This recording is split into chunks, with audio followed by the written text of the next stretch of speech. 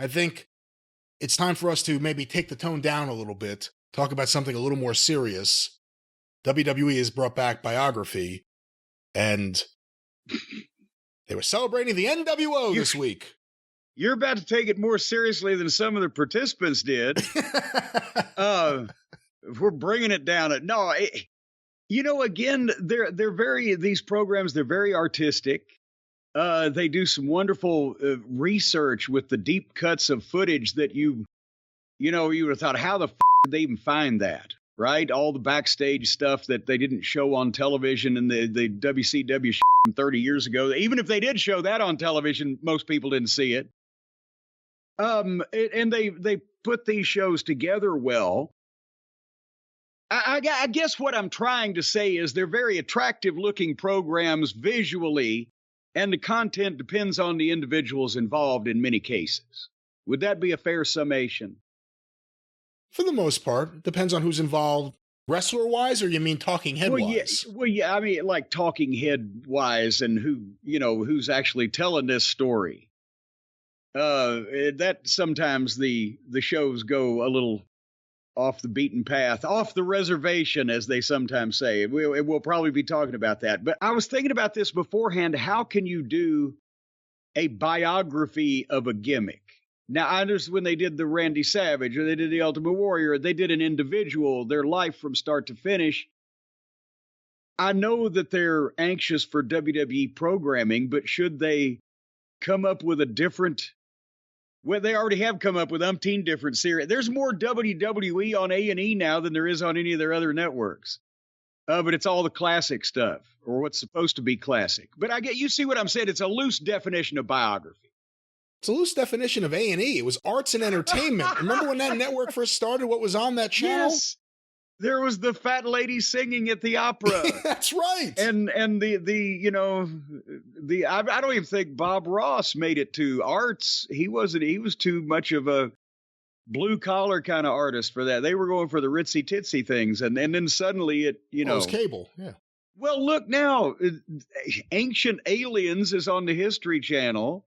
And if you go to the Learning Channel, you won't learn shit. If you go Discovery, you won't discover anything. Was that part of the initial pitch, you think, to the investors of the History Channel? Like, all right, what do we do if we run out of history? Well, we'll just start talking about a new history with aliens. Like, how did that end up on that channel? But, think about this. You shouldn't ever run out of history because somebody's always making it. Right? Yeah. You're the History Network. You should not worry about how many Abraham Lincoln documentaries you make. Just keep churning them out. Was Abraham Lincoln truly a vampire hunter? All right, let's get to this program so we can get out of this program. I'm more like our takedown of cable TV. Let's go channel by channel. I have had more fun today on the side topics than actually the shit that we're paid to discuss as professionals, but nevertheless. Moonfall. Yes. I will begin with Eric Bischoff's house is secluded, and I love that concept. But boy, it's got to be a hell of a trip to the grocery store. And I need more trees. He's got a beautiful view of the mountains that have the trees, but I need more trees. But goddamn, he don't have to worry about any fucking peeping toms, does he? To me, it was a nice house, but it was just like plop there. Like really? Even the land around it wasn't even like nice. It's brand new. They got to do some development. I'm glad I got a head start with Castle Cornette on the landscaping because there's been some of these trees here for 100 years, but he's got to start from scratch. So he's got a long road to hoe, as Aunt Lola would say. How about this? Less fishing, more planting. There you go. Less fishing, more planting. Because as ye sow, so shall ye reap, right? Who sows? Sue. Susie. All right. So automatically at the top of the program says Eric Bischoff says, I created the nWo. Well, he did create the name of the group and the participants that he put in it, but he came as close in public, and maybe he even remembers it this way now, to admitting that he stole the concept from the promotional war that New Japan was running at the time, rather than he said that he saw New Japan as, they've suspended disbelief better. No, it wasn't, that wasn't the concept that got the NWO over. Do you know what I'm trying to say? It was the idea that another promotion's top stars are coming in, which was what they were doing in New Japan. You know more about it than I do. Well, that wasn't the concept that made Japanese wrestling fans suspend disbelief. Well, no, of course not. The entire history of the business in there was them suspending disbelief. And I mean, if you wanted a lot of the guys in the company he was in, WCW, were having matches comparable physically with the New Japan guys. And remember the stars that were in that company at the time. It wasn't the idea of the style of wrestling. It was the idea of that Turner Broadcasting had made a shit puddle out of WCW, and Bischoff saw But he's not the one who made the deal with New Japan. New Japan was already doing business with WCW before Bischoff became a vice president. Yeah. He may have continued the deal, but they were already doing business together. Well, yeah, I don't know. Did he say, and I just glossed over it, that he started doing business with him? He was there because WCW was doing business with them ongoing, and that's when he went to the Dome and saw that and blah, blah, blah. I don't know. Maybe I'm wrong. I got to go back and watch it a second time. I thought he indicated that he was the one who put them together with New Japan. Well, there was a lot of indicating in here. You can tell how smooth a salesman that Eric Bischoff is, and that's why he was so good in sales, and that's how he sold himself to Turner, and that's why he was such an outstanding television personality as a heel, because he sounds like a genius talking about wrestling. But everybody that's ever worked with him said he knows very little about actual wrestling, but he's he can sell some shit. I will give him that. And he's smooth. And he told the truth at first about WCW's dismal state, but he didn't indicate why, and they didn't want to get into it. But it wasn't the wrestling. It was obviously, as has been told for 30 years, the management, since they'd gotten the thing. But he said, we needed a star. They had stars. They had no company. They had no infrastructure that was making any inroads in anything. They had run off the audience and the house show fan base, and it was just a second-rate blah, blah, blah with all these still big names in wrestling. But rightfully so, when you sign Hulk Hogan, you'll make a lot of fucking news. But then they presented it as in this program as like if it was a big deal instantly that Hogan was there. And then he didn't, and then they alluded to, things are getting a little stale about a year and a half, 2 years later, whatever it was. Was it not? They were losing money on Hulk's deal from the time he got there until the NWO, weren't they? Because of the exorbitant sum they paid him and the merchandising deal they gave him. We used to be joking about it in the locker room that they ought to sell the Hogan t-shirts in the shitter, because every time they sell a Hulk Hogan t-shirt, it actually costs some money. Did they gloss over this part? Depends what you mean by they when you talk about Hogan in the budget. Was he in WCW's budget? Or was he in Turner Broadcasting's budget? Wasn't that part of the deal where they were paying a large amount of the Hogan salary to get him in there? I got to go back and look over that stuff. Yeah, but Turner Home Entertainment was where they laid off a significant portion of the contracts of WCW because they were on their home video releases, and they justified it that way. But that way, the WCW books, when the big stars were getting paid that ridiculous amount of money, looked better, is the way I understand it. I want to say something I thought was funny, and I actually like Bischoff in these things. I know he's not always... But he's great. He's great. He's great. Especially if you don't know the story. Well, that's the thing. He's either forgetful at times or... I'd like to think he's just forgetful, not just dishonest.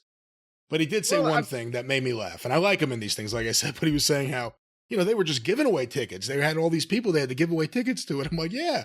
And then you started paying people to sit in the fucking crowd. Let's not leave that out. You're the one who paid models to come into center stage. Because you didn't want little African American kids who enjoyed the wrestling to be in camera sight. Come on. That's right. They were trying to. They wanted a more upscale looking audience, so they hired models that were obviously out of place, like a fucking screen door on a submarine, and sitting in the front row. That was the first of all, with Center Stage. That was the thing, the atmosphere for TV wrestling when they first went there, and even into 1993, when I was last there, we did the invasion angle with the Bodies and Rock and Roll, and Watts was there. Was fucking great. It was so loud because besides the diehard wrestling fans that wanted to come and see all of the TVs if they lived in Atlanta, that was babysitting because it was right downtown. And you'd have the little black kids from the neighborhood between the ages of 8 and 15 or 16 or whatever, who, because, their parents said, well, fuck, we want to do something and we'll drop them off here, however they got there. I wasn't the limo driver. I don't know how I wouldn't do the parking attendant, but they got there. And they'd scream and yell at everything. And then you had the regular fans that didn't know what was going on as far as being smart or marks or whatever, but they just and it was free. So it was a great atmosphere. And then they managed to flatten that out too. I think it was around 93. I couldn't figure out what they were chanting. The audience there had their own chant. It was whoop, there it is, before the song went national when it was just a local Atlanta song. Yeah. That audience was yelling it for months at the wrestlers, and I couldn't figure out what the hell they were saying. Whoop, there it is. I had no idea what they were saying. And then the song broke. I was like, what the fuck? How is this a song? And then you find out it's from Atlanta.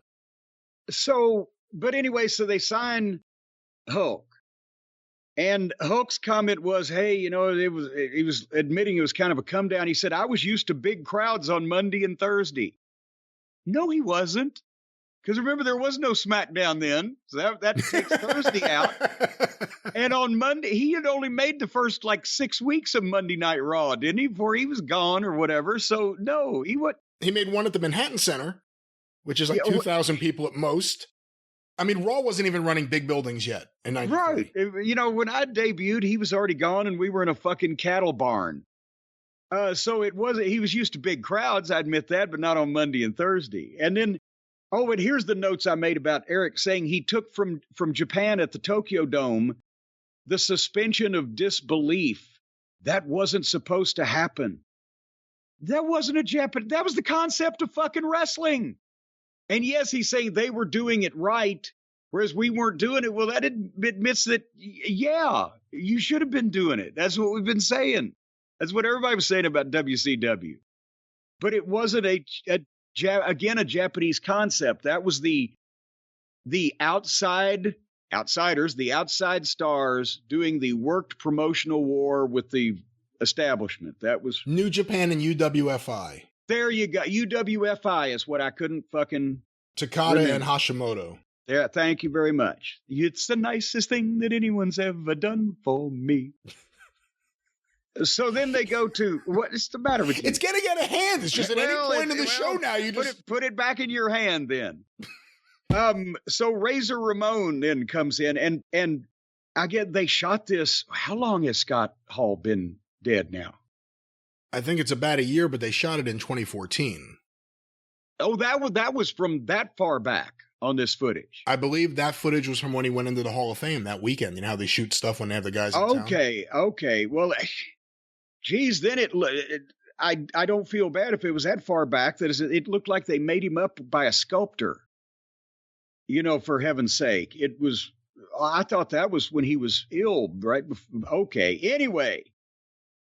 They gloss over in seconds how Nash and Hall gave their notice, what the curtain call was, or I think Nash had probably told the story, but they clipped it to the point. A lot of this stuff with Nash, especially, you could tell they'd clipped a lot of his story out because I think he was alluding to, well, Scott didn't care we were leaving, that's why he flunked the drug test or whatever. But it was all glossed over. They basically Hall shows up in WCW, and Was Scott Hall, was the curtain call in Madison Square Garden the night before his Nitro debut? When he said that in the documentary, I didn't remember it that way, so I'm not going to say one way or the other. I got to go back and check. I don't think so. I didn't remember it that way. Maybe you can start Googlifying that. But again, that's the way they told the story. But nevertheless, he makes the surprise debut. And then they tease Nash's debut, obviously, and he shows up. Everybody knows, what happened in front of the camera. And everybody knows why this worked. And I think if I had to say anything about Eric, it's that he's taking a lot of credit for just going back to doing actual wrestling again. Can I say two things? One, yes. The Click, the curtain call was May 19th, 96. Yeah. Scott Hall's WCW debut, May 27th, 96. Okay, so a week and a day. So it was still a very short period of time, but it wasn't the next day. All right. But everybody knows why this worked. It was big stars. Oh, go ahead. The second thing. The second thing I was going to say, I thought, unless there's something I haven't seen, this was as close as Bischoff's ever come to flat out admitting we wanted to pretend these guys were from WWE. Well, I will go along with you there because, truthfully, I have not faithfully studied every bit of Eric's public statements. But that, again, that was the lawsuit.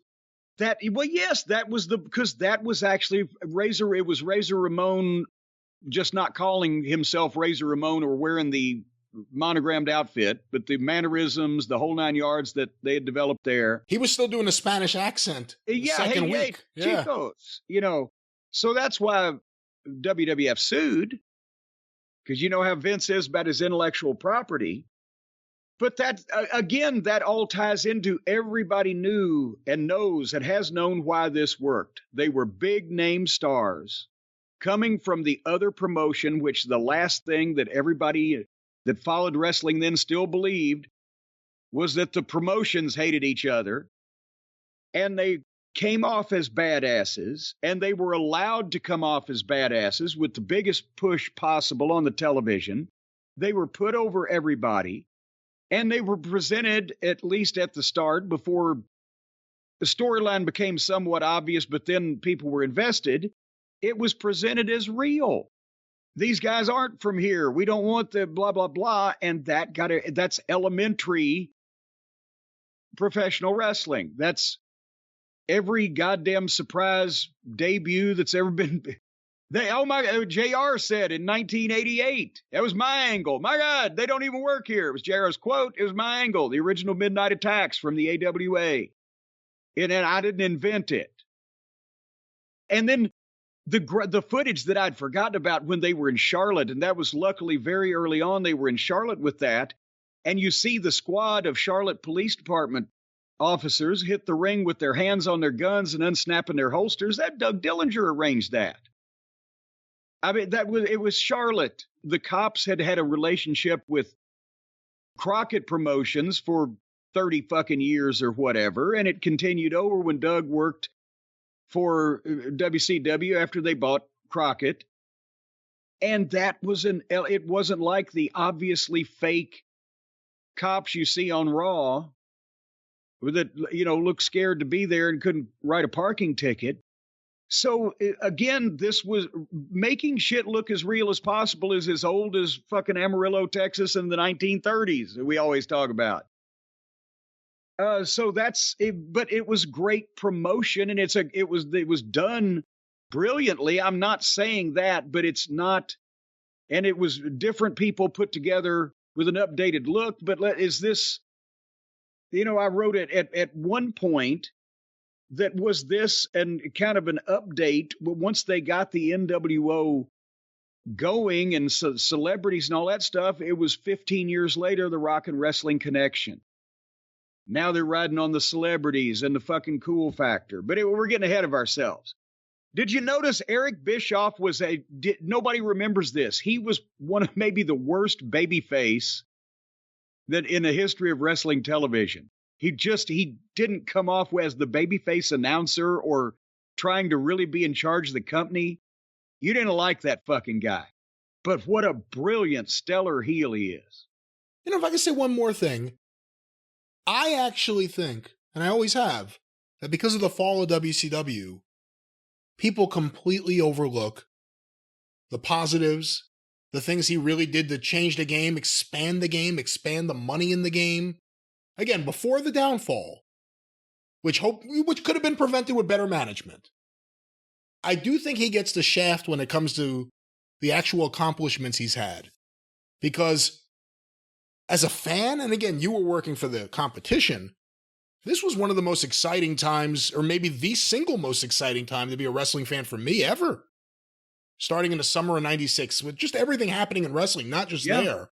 But this was really the big thing, and whether it's WCW, and probably not, or Eric, probably not, or the presentation, probably not, just them being there, whatever it was, Nash and Hall, as soon as they went to WCW, they felt like bigger stars. Yeah.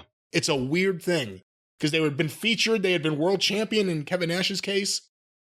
Big stars in WWE, they felt like bigger stars instantly in WCW. Because Diesel was fake. And everybody knew Razor Ramon wasn't fucking Al Pacino on steroids.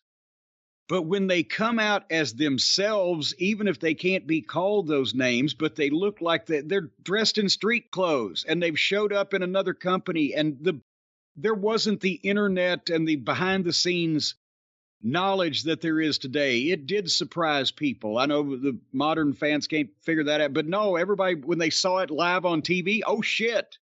These were surprises. It became real.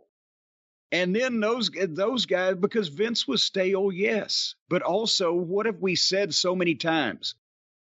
Different environments and different presentation. Cody traded up going to the WWE.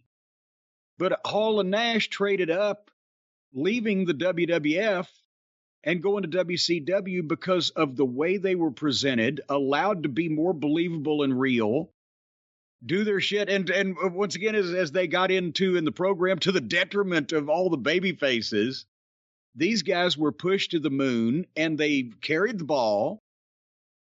But it wouldn't have happened in the WWF because that fan base already knew who those people were and, had the reaction they had. And they didn't believe a lot of it. And then they go to the company that was the last. WCW was the spiritual successor of Crockett Promotions and the NWA, so they went to the last place where they had any kind of fan base where the people really wanted to see that wild, crazy, real-looking shit. And then they built on that from there. Go ahead. No, that's we can keep moving. The biography rolls on. So then who's the third man? And Eric almost admits that Hulk wasn't over as a babyface before the turn. It was like, well, and then Hogan said, well, I felt it starting to slip. It wasn't slipping. It had been flat, right? That it needed this because, again, WCW was the spiritual successor of a company, and even a company that had done everything it could to tell its fans for years that Hogan wasn't the fucking guy. And then they bring in Hulk Hogan and make him the fucking guy.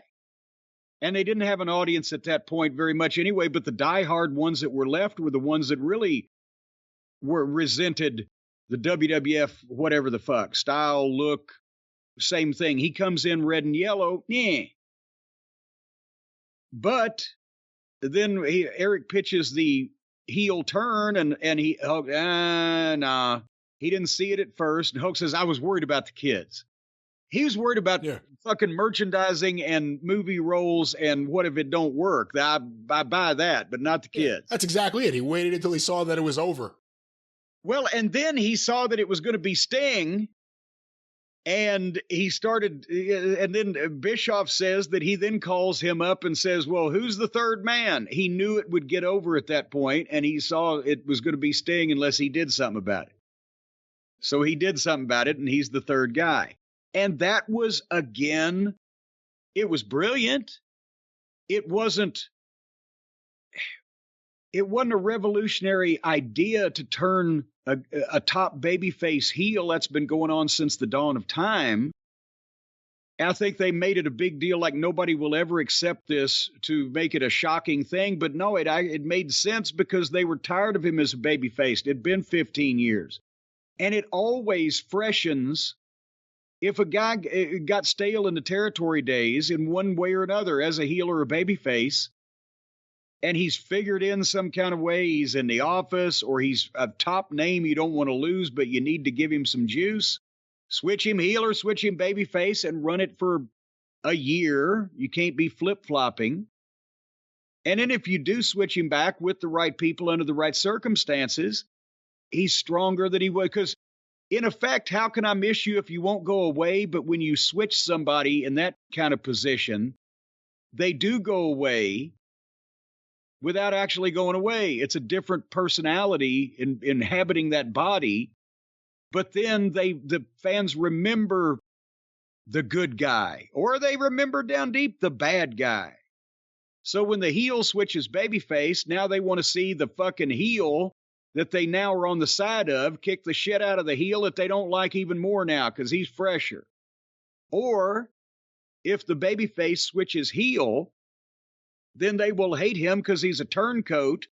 But when another heel comes along to fucking push that guy into turning back babyface, they've missed him because he went away and now he's come back. So they'll accept it if you do it right.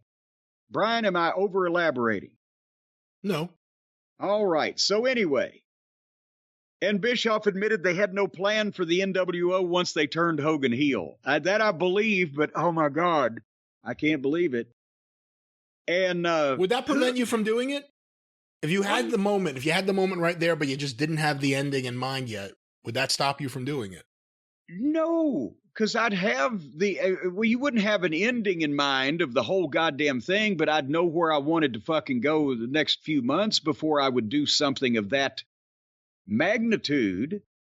And maybe they just didn't, maybe they just say they didn't have a plan, or they did have a plan. I don't know. Who was the nerd doing the sit-down comments? He kept popping up like he was an expert of some description. Oh, they said that on the screen. It said he's the nWo biographer. He has a biography of the nWo coming out. Oh boy! I wonder if that biography is going to leave out Ted DiBiase like this one did. Remember, DiBiase was like the fourth. Was he the fourth or the fifth member? He was the fifth member, I think. DiBiase was in one clip in the background when they were already like a 6-person gang. But anyway, when they get into, again, the nWo push, Eric is crowing about all these shoot-type angles, the stuff in the back, stuff in the parking lot. Were not innovative. They were done with a better budget, and they were being done with more frequency, and more people were doing it. But, I mean, Memphis TV in the 70s. They're out of the parking lot. Lawler gets run over by Eddie Gilbert. People are calling the cops. And that's not just Memphis, other wrestling territories. Again, this was wrestling kind of shit. But again, as they started hot-shotting, this was the kind of shit you saw once a year in your territory. And you're seeing it twice a night now because they're just hauling out all the stops. And then, Sean Waltman shows up and Hulk wins the title from forgot the Big Show's name was the Giant. What creativity they put in poor Paul. And so after he beat the Big Show. Better than Big Show. Giant's better than Big Show. At least his initials weren't BS. And then the Giant joins the nWo. And all the WCW guys became cannon fodder. And then Bischoff joins the nWo as the secret weapon. And he goes, honestly, from a rotten babyface to a great heel. But as everybody in the business was looking at the time, except for the people in the nWo, they've got the fucking boss of the show, allegedly, and they've got these guys that never sell, never get beat, never get one-upped. They're unstoppable, which would be their problem eventually. That's what led it to fall apart. You had to make it more palatable for the fans that there was some type of parity between the people that they were supposed to want to see win, and some still did, and the people that, were just there for the nWo because they were, assholes.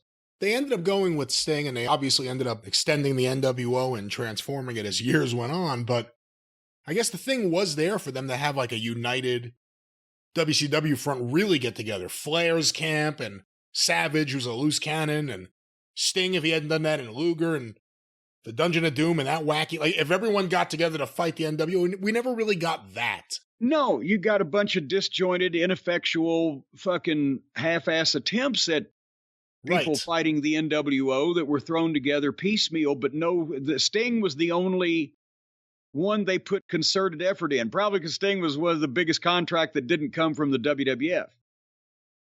And they made him more hardcore, and Scott Hall's the one suggested, watch The Crow.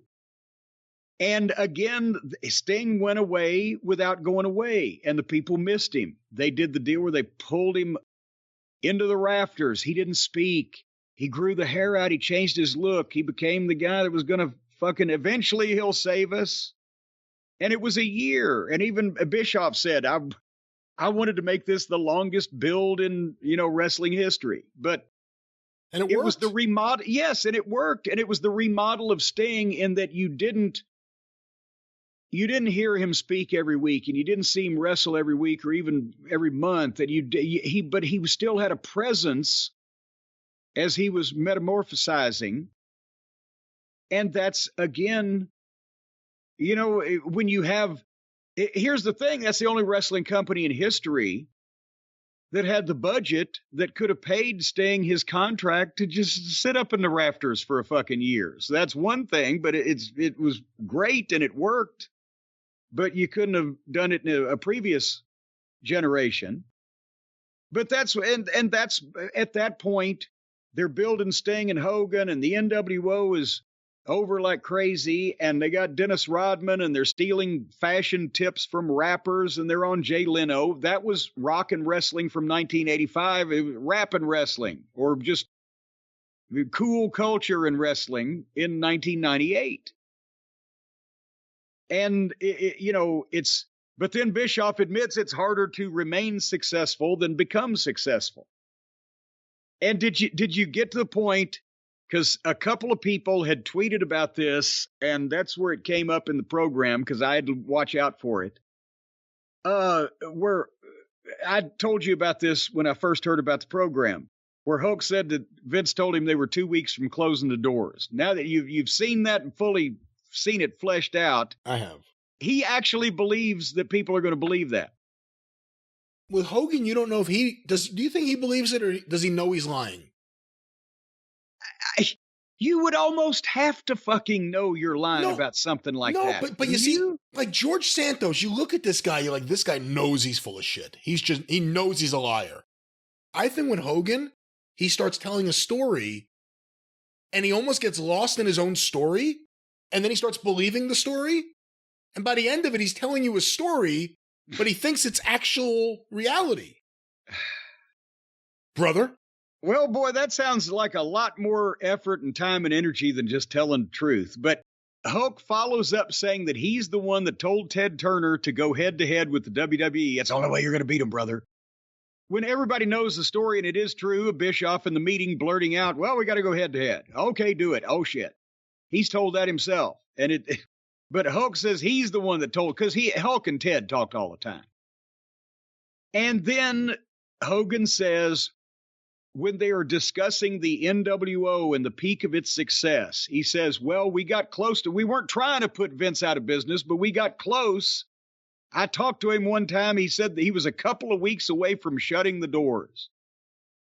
Well, I was in that goddamn monolithic, megalithic, 4-story plus a parking garage underneath fucking office tower in Stamford much more often than I wanted to be all through that period of time.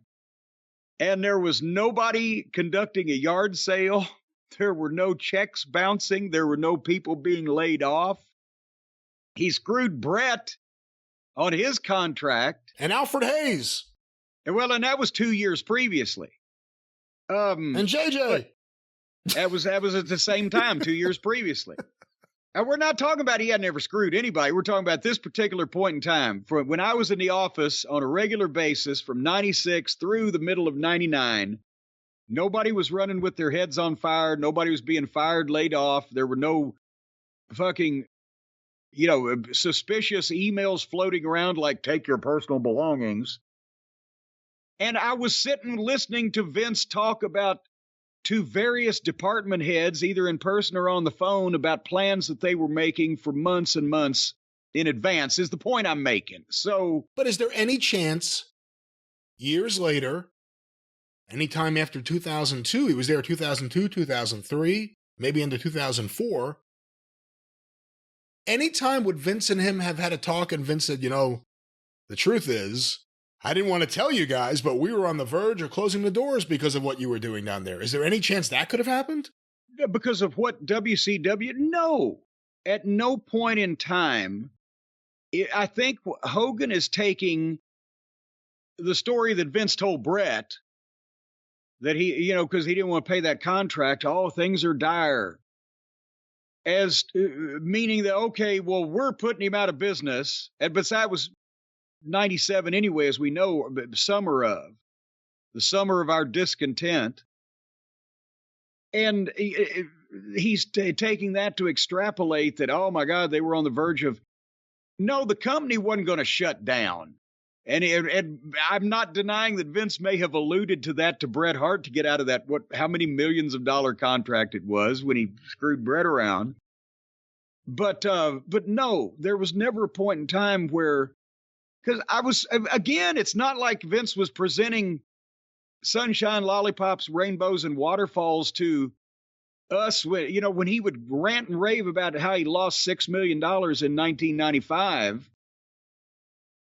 I think he would have said when we're sitting there, or when he's talking to his department heads or his financial officer on the phone or his fucking legal team, well, goddamn, I don't think we can make rent next month. It's ridiculous.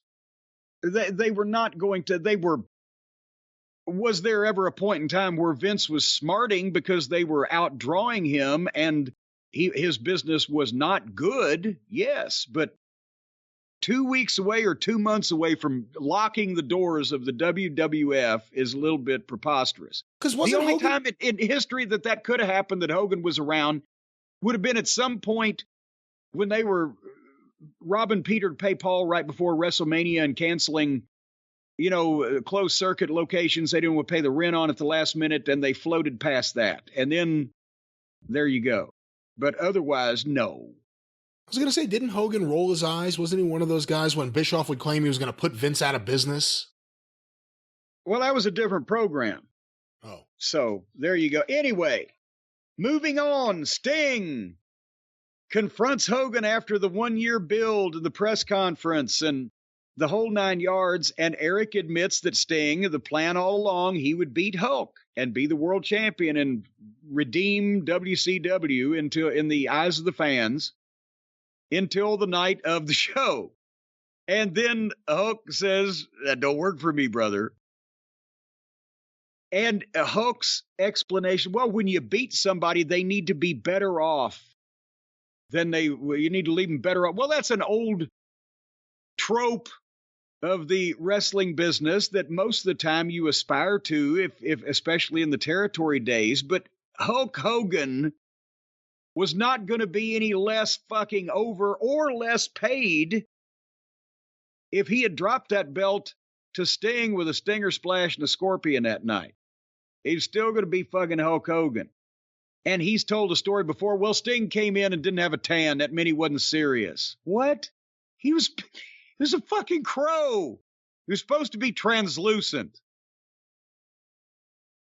And then, there's other stories that say, well, he was the one who went to Nick Patrick and said, don't fast count it.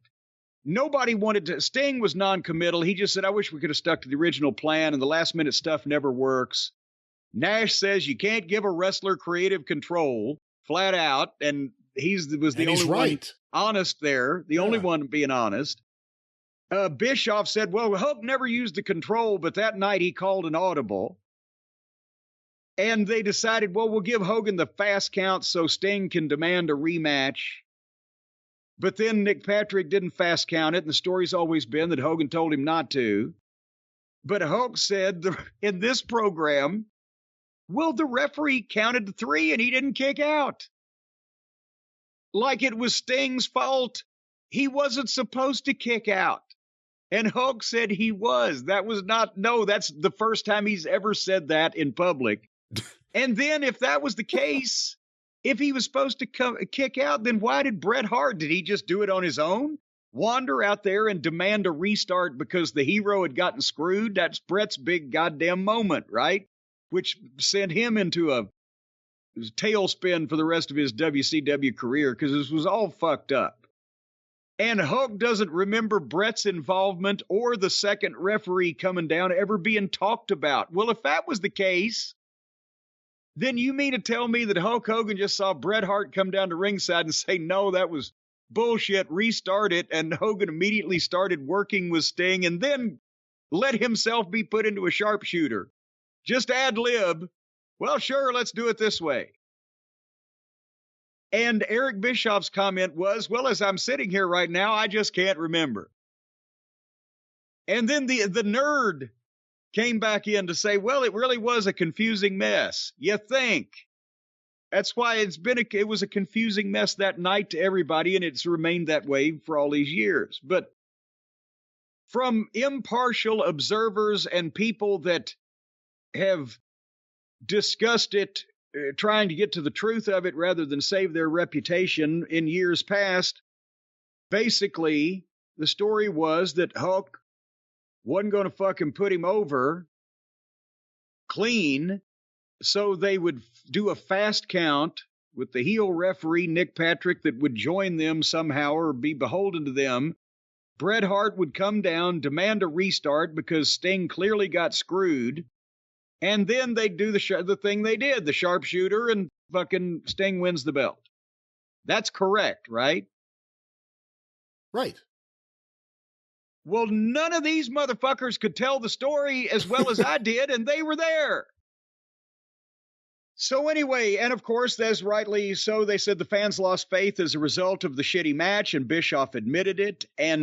But then did you see by now, as they're going by like the later 98 period, now there were Bret Hart and Hulk Hogan sitting there next to each other as buddies. Because remember, they did that. They split the NWO into NWO Red and Black and NWO Black and White. And they broke up Hall and Nash. This is at the point where I was tuned out in where I was working, much less the other guys. And I didn't watch a lot of this stuff. But so I'd forgotten or never seen that they did all this shit, but it became a mess. And that's not my word. That's words they used on the program. And somehow Eric was blaming corporate cutting his budgets, and he was fighting with them and losing fights with them, and he was distracted. So let's split the NWO in half. I don't know how we got there.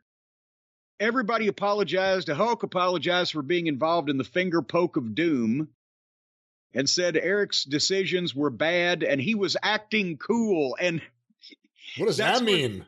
Well, that's where because Eric was a full-fledged member of the NWO by this point. He's not only doing the walk, but he's cocky and he's acting like he's a superstar. And they had footage of him, remember, when he tried to work and was beating people up, even Ric Flair. And he tried to sell himself as a goddamn karate expert or whatever. That's what I mean. That's what acting cool means. I thought it was like, Buddy had to go away a few times. He was acting cool a little too much. Well, but I'd forgotten again that they had Bischoff. He could talk. We've said that. He could never fucking work. And his shit looked rotten. And they showed people obviously taking phony bumps for it. And he's out there beating up Ric Flair.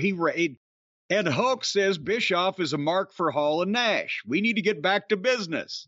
Well, he's the one that started the downfall of their business with Starrcade 97 when he just couldn't come in and act like anybody but Mil Mascaras and do a fucking job after a year-long build. And then it pretty much after that, they jumped around a lot. Go ahead. It just is amazing showing up the day of and deciding, you know what? Everything we've been doing for over a year, I've just decided we're not doing that. That's worse than anything Shawn Michaels ever fucking did. He better be glad Sting was Steve Borden and a modern generation guy and professional and didn't want to get involved in drama because can you imagine if he tried to do that to Randy Savage? What the match would have looked like? Well, Randy would have been confused if Hogan went off script. Well, and I could pick other people, but I'm just thinking of people that he's been in the ring with. But at the end of the program, they jumped to Vince buying WCW, and Hogan blames the merger, AOL, Time Warner. He doesn't mention the massive losses of $60 million plus. And then suddenly they jump ahead to 2002, where Hulk and Hall and Nash arrive in the WWE as the nWo and try to be heels and run over the Rock in the ambulance with the fucking semi or whatever the fuck. And then Hogan talks about how astonished that everybody was when he was cheered at WrestleMania. You know what he did, don't you, Brian?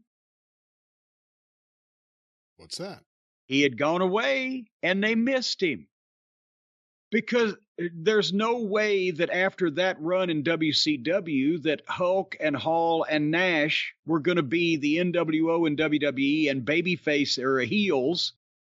It was not only still a different audience, and it remains different audience in AEW to this day in some part, in large part, but also now it's Hulk Hogan after 9 years. The say your prayers, take your vitamins that the company was built on. It's not WCW where he was seen as the goddamn enemy when they were pulling for Flair all those years. And here comes this guy and stealing all the thunder. This was our wrestling. Now he's gone back to where he was their wrestling. Toronto. And in Toronto. So, of course, that, they missed him because he went away. And he tried to attribute it to the nWo being cool. The nWo didn't make a fuck to the WWF audience in 2002. They got Hulk Hogan, Scott Hall, and Kevin Nash back. There was no coverage of Hall and Nash's return. And, of course, they were somewhat spotty and nothing, to the extent of the Hulk and Rock match.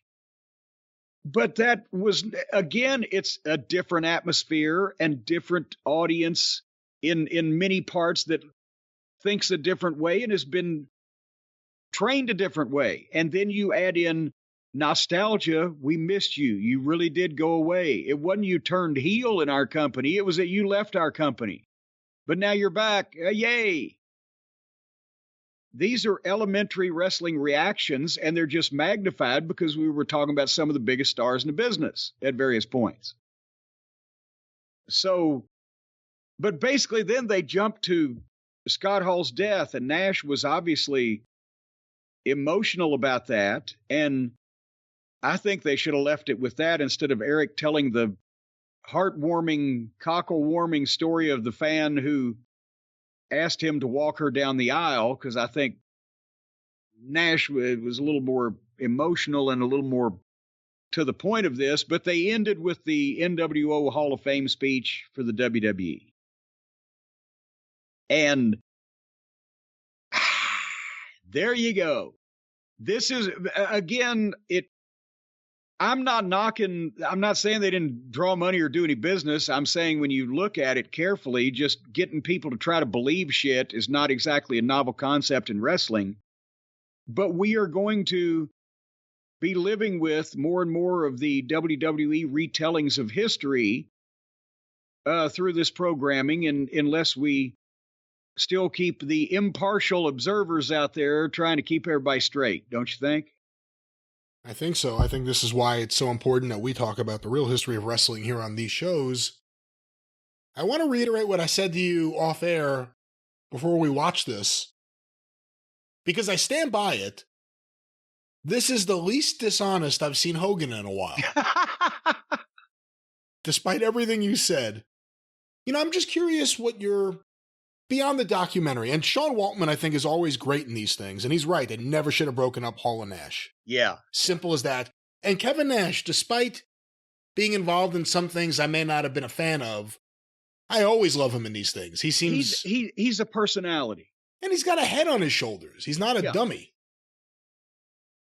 I thought that period of time in 96, from late spring into Survivor Series for both companies, was such an exciting time. And ECW, I was going to all those ECW shows in Philly, and it was just exciting. But the nWo, you watch those clips in the documentary, everything felt so live. Like you didn't know what was going to happen next. Yeah. And it's a feeling, and I haven't watched a lot of that stuff in a long time, but when you watch a lot of it, all of a sudden, like those montage clips and different things, nothing has that energy anymore. And that's what I really miss. It was such an exciting time. I was one of those kids watching both shows every Monday night, taping them and then making compilations. I mean, I was obsessed. It was great. It was such an exciting time, and it was the energy. And WWF at that time was, King of the Ring was what? May? June? When was King of the Ring? June. So that's Austin. Austin starts picking up leading in the Survivor Series to go against Brett.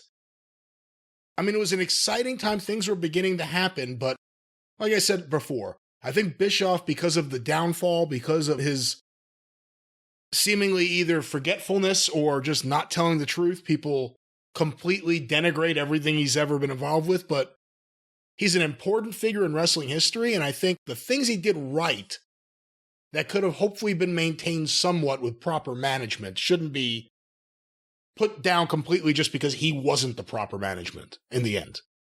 In the end. Yes. And I agree with that. I concur there. And I also agree with what you said. There's no energy like that now.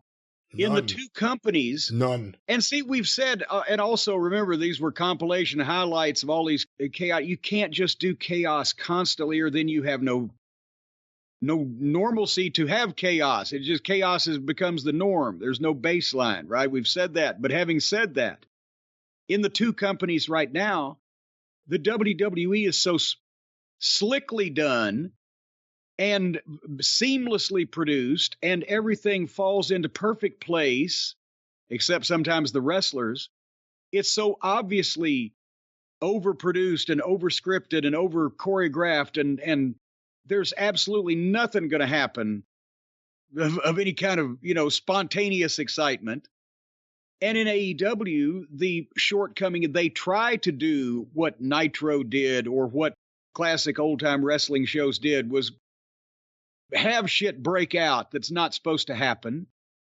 But because not only of the overdoneness of it, but also because of to be honest, the talent that still can't make it look real in most cases, theirs is just a kind of a parody of crazy wrestling, rather than the actual feeling you get that, oh shit, this is dangerous. Well, it's dangerous when they're taking these crazy bumps, but their angles just go by you because you're accepting. You see shit like that all the time. Nothing stands out.